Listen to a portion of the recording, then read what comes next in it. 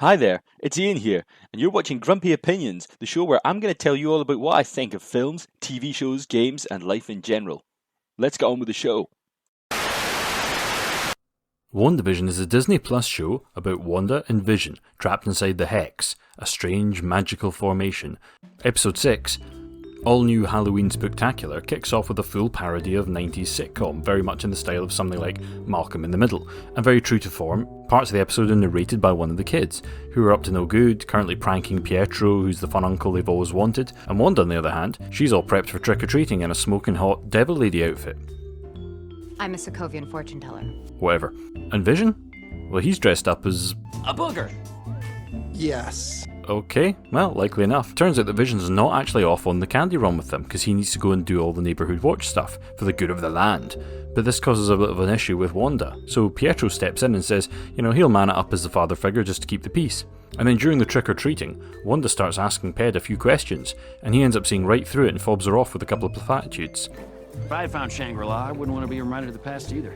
And while he's off causing mayhem with the kids, she chats to Herb, who points out that actually no, Vision isn't on the neighbourhood watch that night at all. Turns out, Vision's actually off wandering the town trying to get a bit of a feel for the place, and the further out he gets, the more things seem to be glitching a little bit. And Wanda's still having a kind of issues with Ped not really trusting him, and he's pretty frank about why he's there, bizarrely.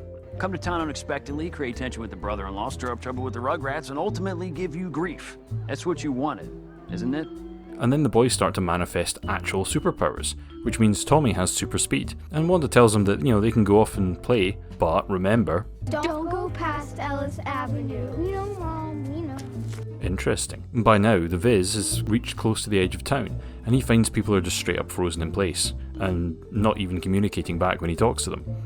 And baffled by this, he turns himself normal and flies up to have a look at the town, finding a single car right on the edge of the outside road, and Agnes is inside. And when he asks her what's going on, she's kind of vague and incoherent and talks about being lost, so he zaps her back to normal and suddenly she recognises him for who he really is and starts talking about the Avengers. But he has absolutely no memory of that and doesn't understand, and she asks, Am I dead? No. Why would you think that? Because you are. and then she goes a little bit nuts. So he pops her back to sitcom normal and she turns around and drives back into town. And Vision?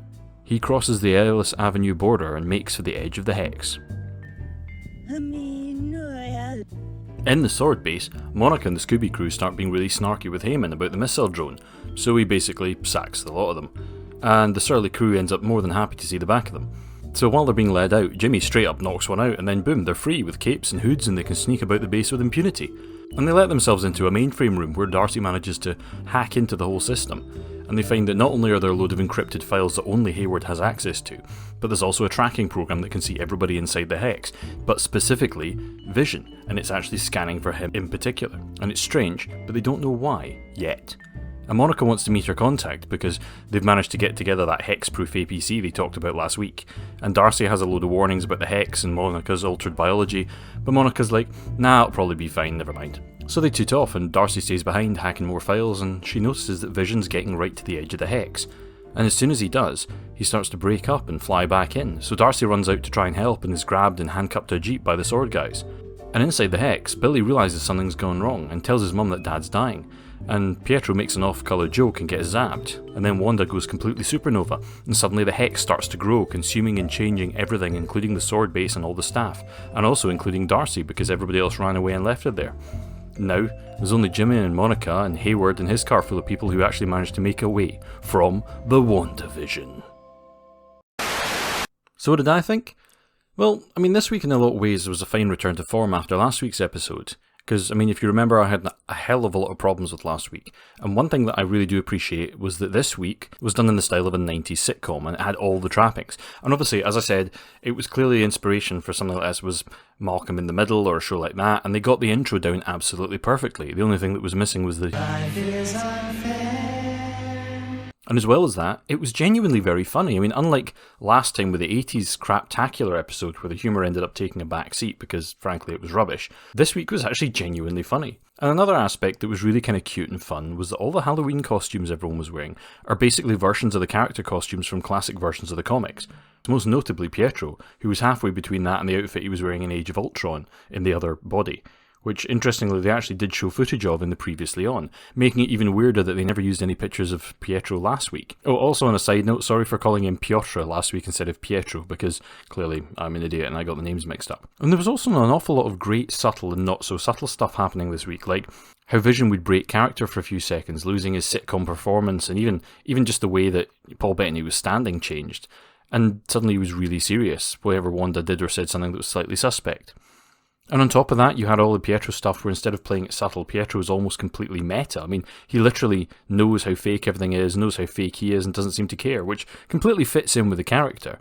But he's actually making comments that directly draw attention to how Wanda has the repressed trauma, that he looks different, that he can't remember how they got there, and the fact that both of them actually have completely different accents now than they did when they first appeared.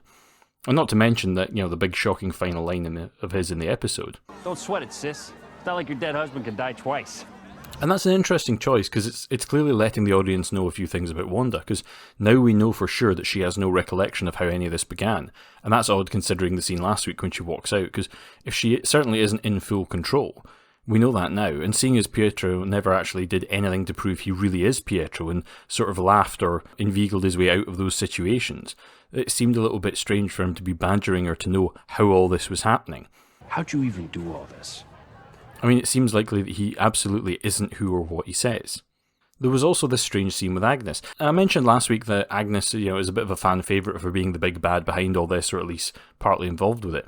And I wasn't entirely convinced, but actually after this week I'm kind of inclined to agree for a few reasons. First off, when Vision found her, he'd already tried to talk to various people, and none of them responded. They were all frozen in place. But when he approached Agnes, she wasn't frozen. You could actually clearly see the actress moving in the car, and moving way more than you would expect for somebody who's trying to sit still. That seemed deliberate to me, rather than just an accident on set. Moreover, aside for her actually being able to reply to him before he zaps her, when he does zap her, her delivery is very, very strange. I mean, granted, everything's a bit off in this universe and things, but what's with these lines? Dead. Dead. Dead. Dead.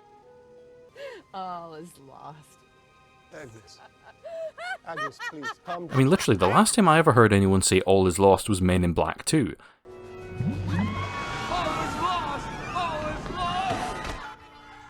Don't touch that!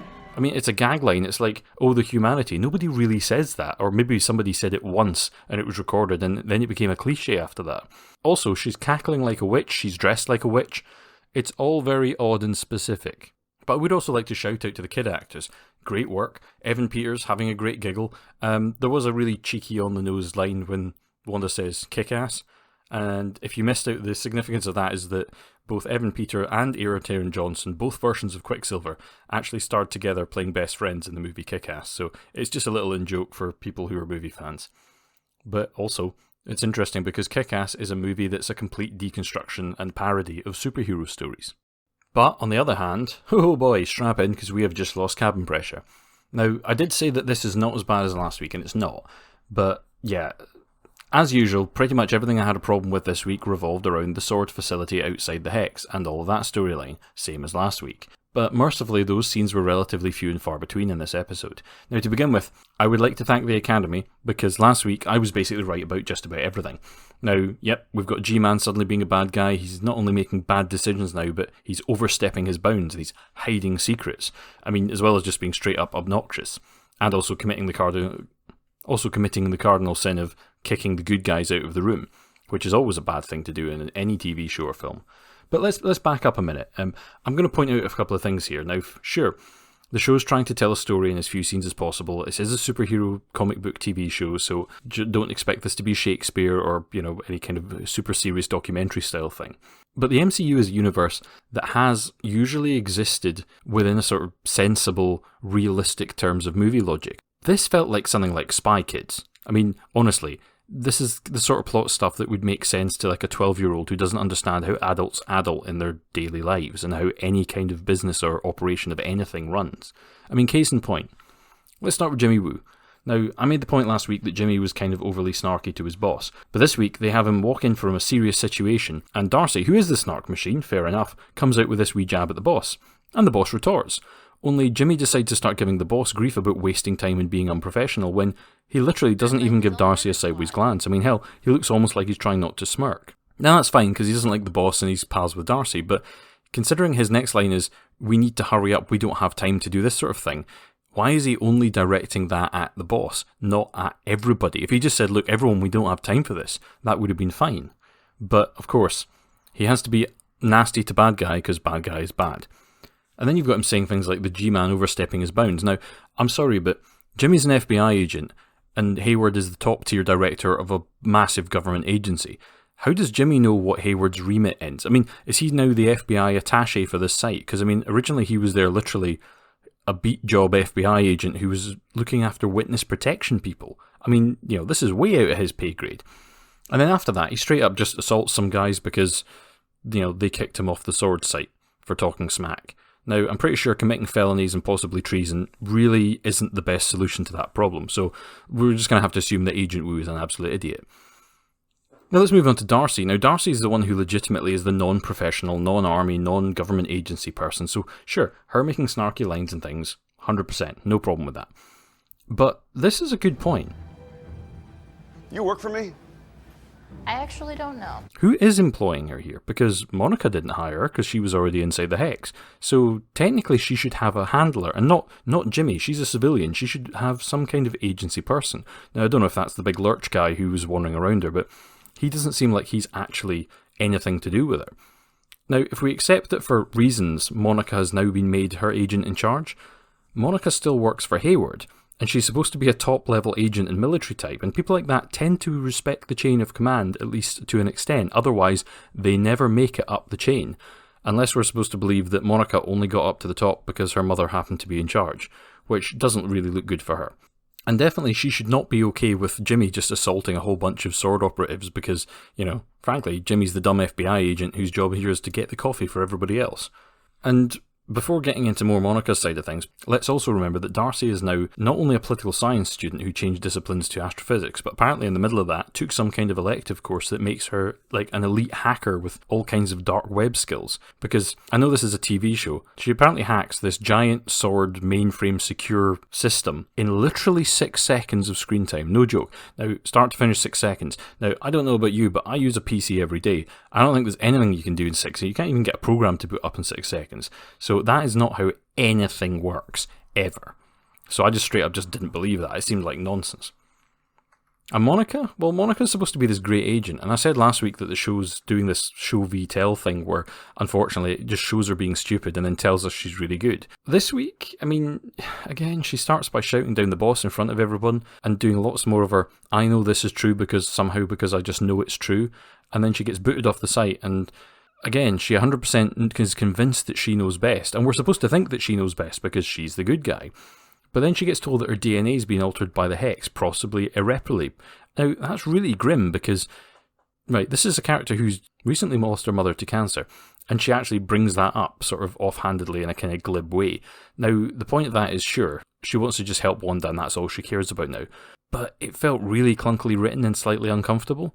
The problem I get with all three of these is that these are now the show's heroes, and the hero side of it feels like it was written by an idiot or a 12-year-old, designed for a 12-year-old to watch. Not a show that, frankly, is about 1950s, 60s and 70s sitcoms that 12-year-olds won't even have heard of and will not get the jokes of. This is a universe that has compelling spy stories and large government agency stories that actually feel like they're written by adults. But this just plays quick, dirty and hurried and writing it to get the show where it needs the characters to be without actually trying hard or putting enough effort in. Also, contrived point, Darcy getting handcuffed to a car was just silly because, you know, whatever it was that she saw here is clearly going to be important later, and it's obviously just constructed so that they have to actually go inside the Hex to find her, and that'll just slow it down and mean that they won't get whatever this big reveal is until later on. I still think it's the fact that Hayward is experimenting on Vision. Could be wrong. But yeah, whatever happens, they'll have to go in there and either get Vision's help to unlock her mind, or possibly Monica's going to have magic powers because TV show and superheroes. The only possibility that this might work is if there's some kind of thing where the Hex is reflecting outwards and it somehow turned the S.W.O.R.D base into a cheesy spy show, but I don't think so. I think that's just me trying to justify this in my head in a way that makes it not quite as terrible. So honestly, as tough as it is, I really learned to like this show, but it's like being handed a delicious plate of food at a posh restaurant and then being told that they don't have any red wine and all the juice has been replaced by really badly made Ribena in a kid's cup, and that you aren't allowed to order anything else to drink. Anyway, only 3 episodes to go, and by next week, by rights, it should be the Naughties episode, because, yeah, which should be interesting because I didn't actually watch any sitcoms in the Naughties, or even in the 2010s, so yeah, I have no idea. It could be anything. So till next time, you've been watching my Grumpy Opinions.